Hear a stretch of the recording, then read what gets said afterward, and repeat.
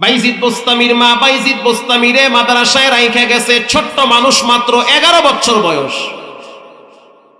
কিছুদিন পর মায়ের কথা মনে পইরা গেছে।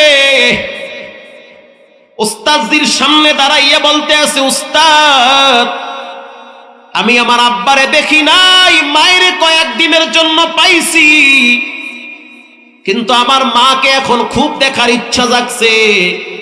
আমার মনটা চায় আমি একটু মাকে দেখা আবার চলে আসবো, মাদ্রাসায় ছুটি দেন।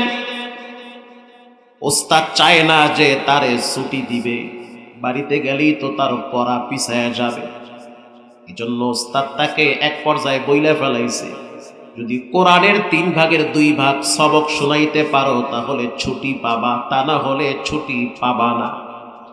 বাইজিদ বোস্তামি রহমাতুল্লাহি আলাইহি সকালে বিকালে পড়তে পড়তে উস্তাদ যেই সীমানা দিছে, যেই সময় দিছে, সময় হওয়ার আগে উস্তাদের কাছে গিয়া বলল, 23 পারা মুখস্থ করছি 11 দিনে। আল্লাহু আকবার, জোরে বলেন।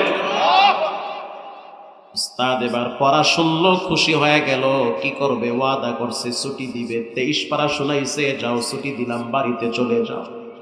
হ্যাঁ যুবক, জীবনের শান্তি আর সফলতা পাবা না যদি মা বাবার সাথে খারাপ ব্যবহার করো।